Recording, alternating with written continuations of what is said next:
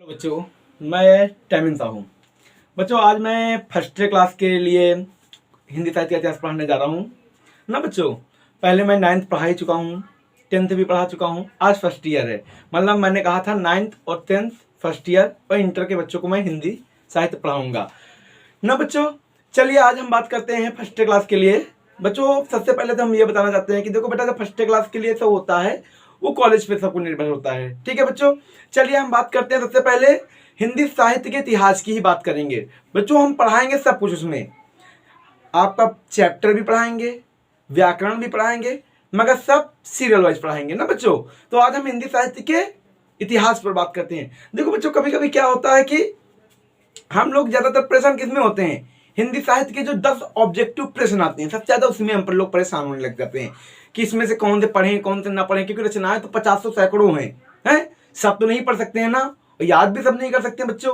तो सबसे पहले क्या है, हम लोगों को रचनाओं को तैयार करना है। तो बच्चों, हम रचनाओं को आपको तैयार कराएंगे कि रचनाएं कैसे पढ़ो आप लोग और कैसे तैयार करो ना बच्चों। चलिए हम रचनाओं पर ही बात करते हैं आजकल। चलिए रचनाएं क्या, जैसे कि आपसे मान लीजिए आपसे 5 क्वेश्चन आपके गद्य साहित्य से होते हैं, 5 क्वेश्चन आप पद्य साहित्य से होते हैं। तो पहले हम गद्य साहित्य के क्वेश्चन से बात करते हैं। मैं 10 से 15 क्वेश्चन बताऊंगा और 5 क्वेश्चन के आपको उत्तर आपको कमेंट में देने होंगे। चलिए हम बात करते हैं क्वेश्चन पर। जैसे जैसे कभी कोई बच्चा रचना पूछी जाती है आप लोगों से, क्या पूछी जाती है, सरस्वती पत्रिका के संपादक कौन है। तो आप लोग जानते हैं कि आपका चैप्टर ही पंडित महावीर प्रसाद देवी महाकवि माँ का प्रभात वर्णन लगा हुआ है, जो उनका निबंध है। पंडित महावीर प्रसाद द्विवेदी सरस्वती पत्रिका के संपादक हैं बच्चों। भारतवर्ष उन्नति किसका निबंध है, भारतेंदु हरिश्चंद्र जी का है ना बच्चों।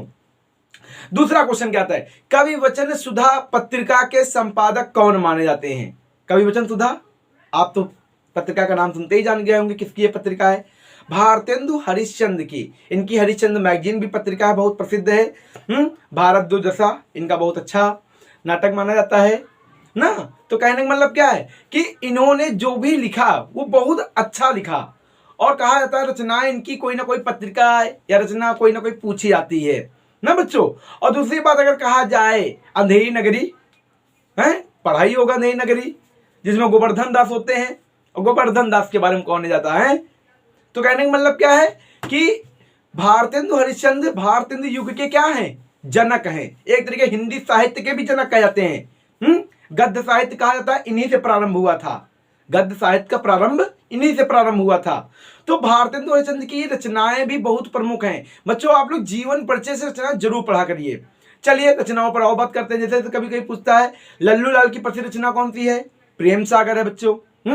प्रताप न्याय मिश्र की पत्रिका कौन सी है, ब्राह्मण पत्रिका है। ये सारे भारतेंदु हरिश्चंद्र यानी कि भारतेंदु युग से बात की जा रही है बच्चों।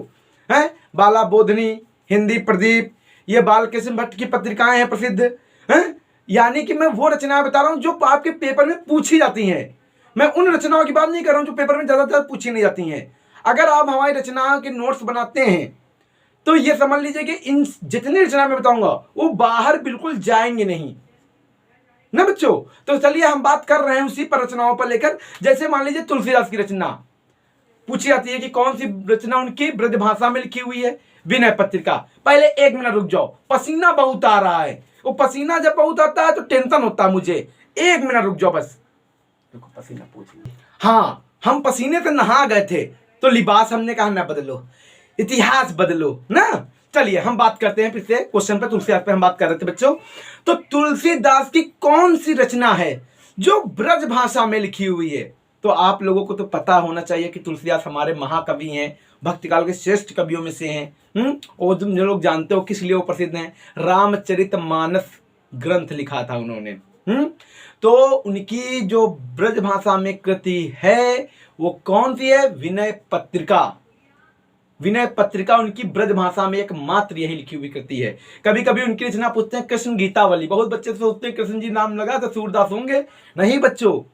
कभी कभी ऐसी कई रचनाएं हैं हिंदी साहित्य में जिन पे कंफ्यूजन होते हैं बच्चे, हैं तो नहीं, ये कृष्ण गीतावली तुलसीदास की ही रचना है।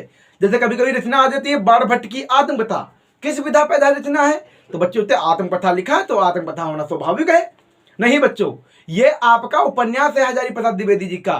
तो ऐसी कृतियों को समझ कर पढ़ोगे तो सब कुछ कर ले जाओगे, समझोगे नहीं तो कुछ कर भी नहीं पाओगे बच्चा।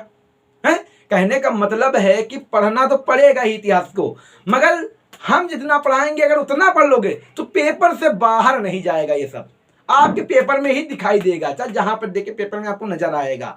है पढ़ाएंगे तो हम सब कुछ आपसे, चैप्टर भी पढ़ाएंगे। भारतवर्ष से उन्नति है, इतना अच्छा निबंध है, अगर वो ना पढ़ाए तो बेकार है।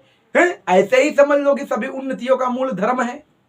तो कहने का मतलब क्या है कि भारतेंदु हरिश्चंद्र के निबंध, नाटककार सब पढ़ डालिए, उनके जितने नाटक और निबंध लिखे हुए रचनाएं जरूर पढ़ डालिए। जीवन परिचय से ही बच्चा पढ़ ले तो आधे ज्यादा चीजें आपकी ऐसी क्लियर हो जाती है। मैं नोट्स भी क्लियर करा दूंगा आप लोगों को, पूरे नोट्स मिल जाएंगे सारी रचनाओं के, कौन कौन सी रचनाएं आएंगी, कौन कौन सी नहीं आएंगी। ज्यादा मतलब आप लोग भी उसको पढ़िए बच्चों। आप लोग तो लगता है हिंदी पढ़ते नहीं है, इंटरेस्ट ही नहीं है। हिंदी को पढ़ो, उसको समझो, तब इतिहास आपका अच्छे से तैयार होगा। आप रचनाओं को रोज 10 मिनट जरूर पढ़ो, एक बार सिर्फ रचनाओं को पढ़ो रोज 10 मिनट। मैं कहता हूं 15 दिन में आपको रचनाएं रट जाएंगी। मगर बच्चे क्या करते, प्रैक्टिस नहीं करते, कहते बहुत बोर है ये। अरे बेटा अगर कोई किसी भी चीज को समझेंगे तो बोर है, अगर हम समझने के रुचिकर हो जाएंगे उसके प्रति तो अपने आप वो हमारी तरफ आकर्षित हो जाएगी। है कहने का मतलब है किसी चीज को रुचिकर बनाया जाता है। बनी बनाई खिचड़ी तो सब खा लेते हैं, जो बनाए वो अच्छी बात है। तो कहने का मतलब बेटा आप लोग रचनाओं की तैयारी करिए। चलिए हम 5 क्वेश्चन की बात करते हैं, नेक्स्ट दिन जब हम मिलेंगे तो उसमें बहुत सारी रचनाओं को भंडार लाएंगे, मगर इसमें आज हम 5 क्वेश्चन कमेंट में फर्स्ट क्लास उत्तर जरूर दे। ठीक है बच्चों, पहला क्वेश्चन आपका है, द्विवेदी युग के जन्मदाता कौन है? आप उसका उत्तर देना है। ठीक है बच्चों, कमेंट में आपको लिखना है विट्ठलनाथ जी की रचना का एक नाम बताना है। आपको विट्ठलनाथ जी की एक रचना का नाम बताना है। ठीक है बच्चों, भाषा योग वशिष्ठ के लेखक कौन है? 3 क्वेश्चन हो गए, तीनों के उत्तर भी आने चाहिए। 2 और क्वेश्चन बाकी रह गए हैं। आपको बताने अष्टछाप कवियों के नाम, अष्टछाप कवियों के नाम बताने हैं, और बताना है कबीर दास के गुरु कौन थे। ये 5 क्वेश्चन के उत्तर आप दीजिएगा। ठीक है बच्चों, अगर आप देंगे तो मुझे उत्साह बढ़ेगा कि मेरे बच्चे इसमें इंटरेस्ट ले रहे हैं। और बाकी परेशान मत होइए, जब हम हैं तो समस्या खत्म है। ठीक है, आगे नेक्स्ट क्लास में मिलते हैं। ठीक है बच्चों, ठीक है बेटा।